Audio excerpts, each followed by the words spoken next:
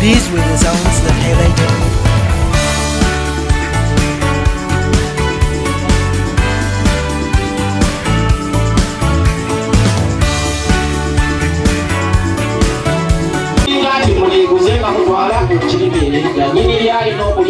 Kabaka mwenyango buza atamanyi kutegeze okutamba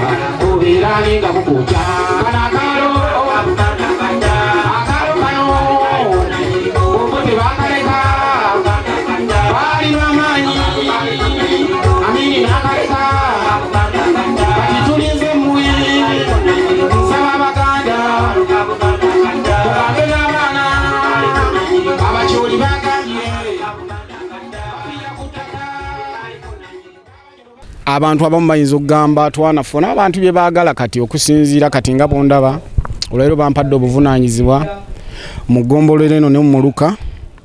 nti ebintu abantu bye baagala abamu abasinga abantu abakulu abyagala biwulira nga ali eyeewala tasabbire biraga baana be waka okitegedde nti bapromotinga nnyo ennyimba ezitagasa ne baleka ezigasa ate tosagenda na sipiidi nti nogundi yayimbe kino nange nkiyimbe twalinyamu ku break naye nga tulina bye tukola. Biki byobadde ofumbe eyo gy'obulidde? Gye mbulidde ennyimba zo weeziri lwakuba ekizibu tulwawo okusisinkana ne bwogenda ku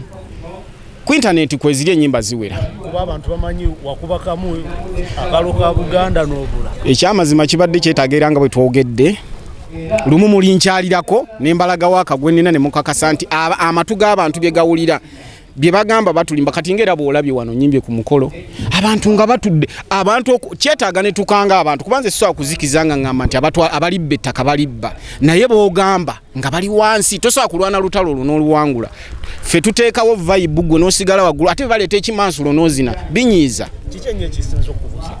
ekisinza okumbuza ekiyitibwa luyimba ddu promotinga kizibu nnyo kaakati buli wa radio abayimbi twafuna ekizibu ti buli wa radio gwogendako abamanyi olese ssente ate ekizibu kye twafuna abayimbi abasinga tuva mu family nga tezeesobola kati boba olina okuweerera abaana okole n'ebintu ebirala oddukanya amakaago ogakampeerera abaana kuba oluyimba tetuteekamu ssente kulutuusa oluyimba akalo ka Buganda osobola otubulira wajje lukutuusiza na wajje lukukomeza n'ebizibu biki byofunye mu industry oluyimba olwo bankwatako lumu mukono nendaba ku mundu ze nali sirabangako kyekisomoozo kye nafuna ate olw'okuba Abaganda kwegakyenkubiriza Abaganda mulekerawo okwetya nze yaluyimba ndi free nsobola odduyimba ne bwe kuba ku Balax nduyimbirako kuba kyenjogera kyentegeeza naye temwetya naye bwe naluyimba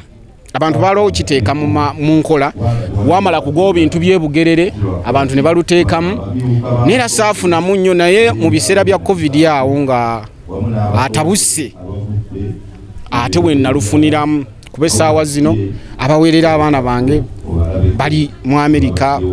abalala bali Canada kugamba bampa vibe kati era byenkola mbirina na mutima nayimbanga nengana y'abantu benyimbira oba sibagana nze Muganda yekka mu nsi oba kitegeera naye abantu besimanyi mbeerawo nga akasimu kenyenya nga abaana bagenda ku ssomero ekyo nkyebaza 28 Yesebo kati ekitegeeza abawagizi abawagizi bange kyensingo basuubiza ennyimba nzikoze ate nga zijja kuyamba bo n'abaana baabwe nzirina tebalowooza nti nno nawummula nzirina era bagenda ziraba essaawa yonna Yesebo obubaka bwange obusembayo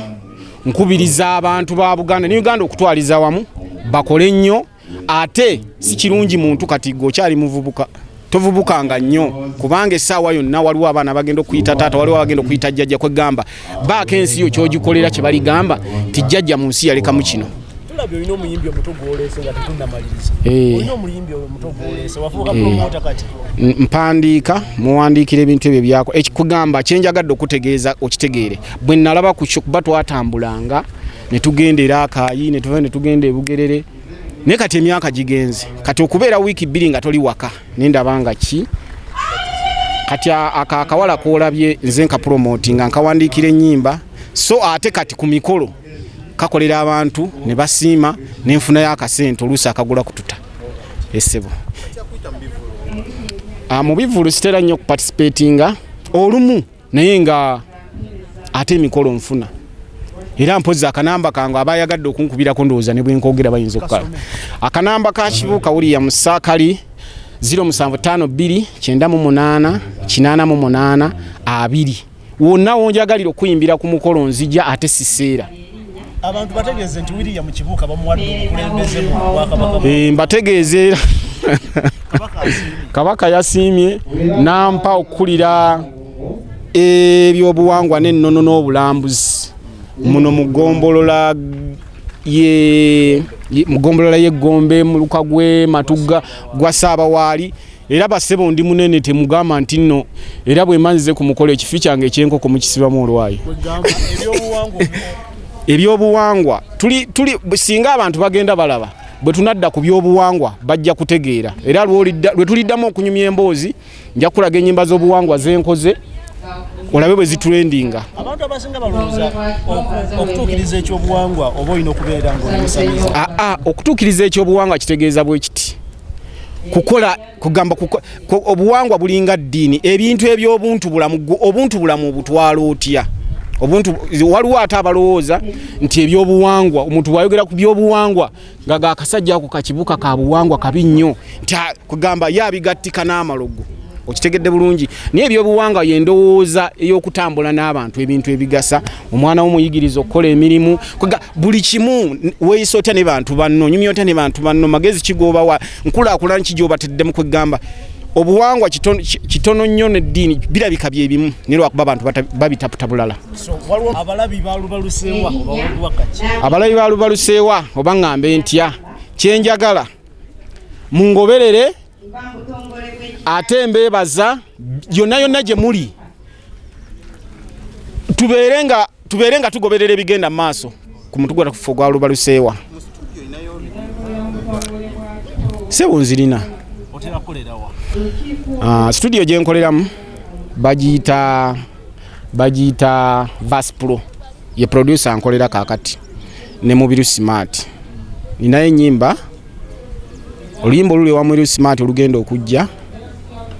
baluyita biyinza obbatabula naye nga kyenalutuma kyengenda obbagamba amundabidde kamukwate Yesu alina emisango okuva lwe yajja mu nsi tuli mu kubundabunda yasanga tuli ku nnono ffe n'azitujjako Mukama gamba bwe bityo